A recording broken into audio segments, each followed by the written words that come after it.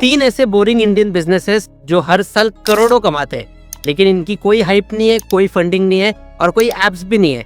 सिर्फ एक ही चीज होती है, वो है steady cash flow every single day. पहला बिजनेस है स्क्रैप कलेक्शन एंड रिसाइकलिंग का। चलता क्यों है? क्योंकि इंडिया के अंदर हर साल 62 मिलियन टन्स का जो वेस्ट है वो जनरेट होता है। अब ये वेस्ट के अंदर मेटल होता है, प्लास्टिक होता है, ई वेस्ट होता है और ये सारा कुछ रिसाइकलेबल है, यानी इसको हम रिसाइकल कर सकते हैं। तो स्क्रैप कलेक्शन और रिसाइकलिंग कंपनीज का जो टाई अप है वो बड़ी बड़ी इंडस्ट्रीज के साथ होता है, लार्ज स्केल कबाड़ी वालों के साथ होता है, जिसका मतलब रेगुलर सप्लाई है और स्टेडी कैश फ्लो है। और एज पर सोर्सेज देखोगे तो ऑन एन एवरेज ये धंधे में जो प्रॉफिट मार्जिन है that is around 25% to 45%। Depend करता है कि आप कौन से स्केल पे बिजनेस कर रहे हो, कौन से एरिया में कर रहे हो। दूसरा बिजनेस आता है आरओ वाटर रिफिल स्टेशन। इसकी demand tyre 2 and tyre 3 cities में बहुत ही ज्यादा है, क्योंकि मोस्टली जो सेमी अर्बन रूरल एरियाज वहाँ पे आज भी शुद्ध पानी की कमी है और बहुत से लोग पानी खरीद के ही पीते हैं। और ऐसे एरियाज, ऐसे जोन्स जहाँ पे बहुत ही ज्यादा बैचलर्स है या फिर बहुत ही ज्यादा हॉस्टल्स है, वहाँ पे ये जो 20-50 रुपए के जो बॉटल्स होते हैं आरओ वाटर के, वो बहुत ही ज्यादा बिकते हैं और बहुत बार रिफिल होते हैं। तो ये धंधे की खासियत ये है कि कम खर्चा है और डिमांड कंसिस्टेंट है, जिसका मतलब स्टेडी कैश फ्लोस। और ऑन एन एवरेज ये धंधे के अंदर जो प्रॉफिट मार्जिन है वो भी 35% से लेके 50% तक का है,